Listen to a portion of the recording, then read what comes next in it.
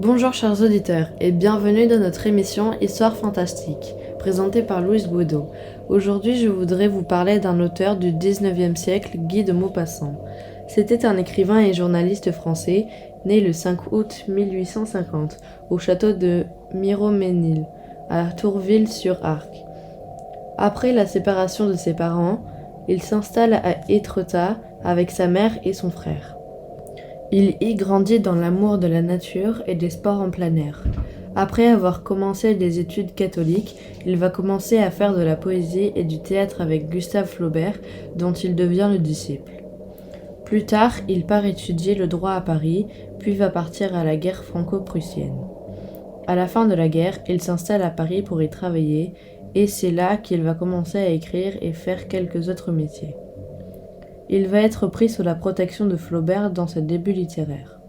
De 1880 à 1890, il va publier 6 romans et plus de 300 nouvelles et quelques récits de voyage.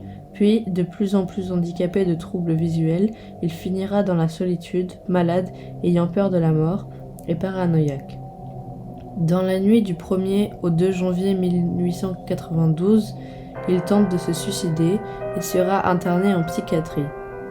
Il finira seul dans une chambre où il meurt de paralysie générale le 6 juillet 1893. La nouvelle que je vais vous présenter est celle du Horla, parue en 1886. 8 mai. J'ai passé une journée admirable, étendue sur l'herbe, sous un énorme platane. 12 mai. Depuis quelques jours, je me sens souffrant, triste, et j'ai de la fièvre. Rentrant chez moi, j'ai l'impression que quelques malheurs m'attendent. 16 mai. Je suis décidément malade, d'une atroce fièvre. J'ai l'affreuse sensation qu'un danger menaçant ou de la mort qui s'approche. 18 mai. Mon médecin m'a trouvé le pouls rapide, l'œil irrité et les nerfs vibrants, mais sans symptômes alarmants. 25 mai. Je me sens vraiment bizarre. À mesure qu'approche le soir, une inquiétude incompréhensible m'envahit. Après mon repas du soir, j'essaye de lire, mais je ne comprends pas les mots et distingue à peine les lettres. Je décide d'aller me coucher, ferme la porte à double verrou, ouvre mes armoires, regarde sous mon lit, j'écoute. Mais j'écoute quoi? Mon cœur bat, mes jambes frémissent, mon corps tressaille dans la chaleur des draps. Après avoir dormi 2 ou 3 heures, un cauchemar m'étreint. De quoi ai-je peur? Quelqu'un s'approche, me serre les coups pour m'étrangler. Je veux crier, remuer, mais je ne peux pas. Puis je me réveille, affolé et couvert de sueur. 2 juin, mon état s'aggrave encore. Pour fatiguer un peu mon corps, je fais un tour dans la forêt de Roumare. Soudain, un frisson d'angoisse me saisit. Quelqu'un me suit. 3 juin, la nuit a été horrible. Je vais m'absenter quelques jours, sûrement pour m'en remettre. 2 juillet, je rentre enfin guéri. 4 juillet, mes anciens cauchemars reviennent. Cette nuit, j'ai senti quelqu'un accroupi sur moi, qui buvait ma vie entre mes lèvres. Je me suis réveillé, meurtri, brisé, anéanti. 5 juillet. Ayant soif avant de me coucher, je remplis ma carafe jusqu'à ras-bord. Je me réveille alors après un sommeil épouvantable. Je voulus boire, mais aucune goutte ne tomba. Elle était vide. 6 juillet. Je deviens fou, il a encore bu toute ma carafe. 10 juillet, il a bu toute l'eau et le lait que j'avais laissé sur ma table avant de me coucher. Mais il n'a ni touché au vin, ni au pain, ni aux fraises. 30 juillet, après la fête nationale, un dîner à Bougival et une soirée au bal des canotiers. Tout va bien. 6 août, cette fois je ne suis pas fou. J'ai encore froid jusque dans les ongles et peur jusque dans la moelle. Me promenant dans mon jardin de roses, je vis une tige pliée et cueillie par une main invisible. Puis la fleur s'éleva, mais voulant la saisir, elle disparut. 8 août. J'ai encore passé une nuit affreuse. Je le sens près de moi. Il me regarde et m'envahit. 9 août. J'ai peur. 10 août. Qu'arrivera-t-il demain? 11 août.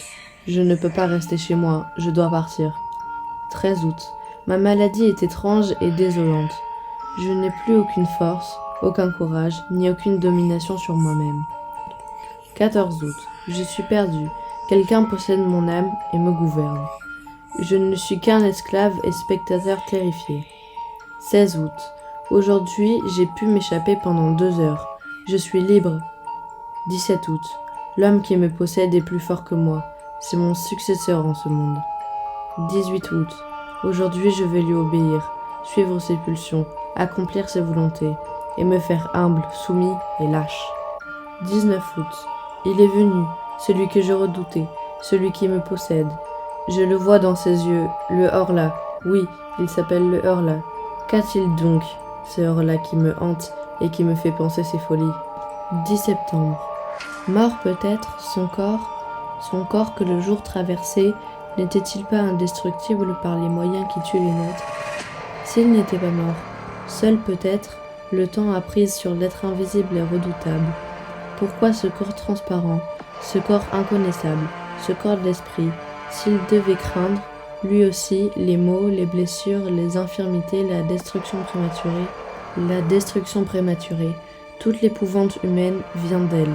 Après l'homme, le Horla, après celui qui peut mourir tous les jours, à toutes les heures, à toutes les minutes, par tous les accidents, est venu celui que ne doit mourir qu'à son jour, à son heure, à sa minute, parce qu'il a touché la limite de son existence. Non, non, sans aucun doute, sans aucun doute. Il n'est pas mort. Alors, il va donc falloir que je me tue moi. Quelle histoire étrange. Voici donc les thèmes abordés dans cette nouvelle.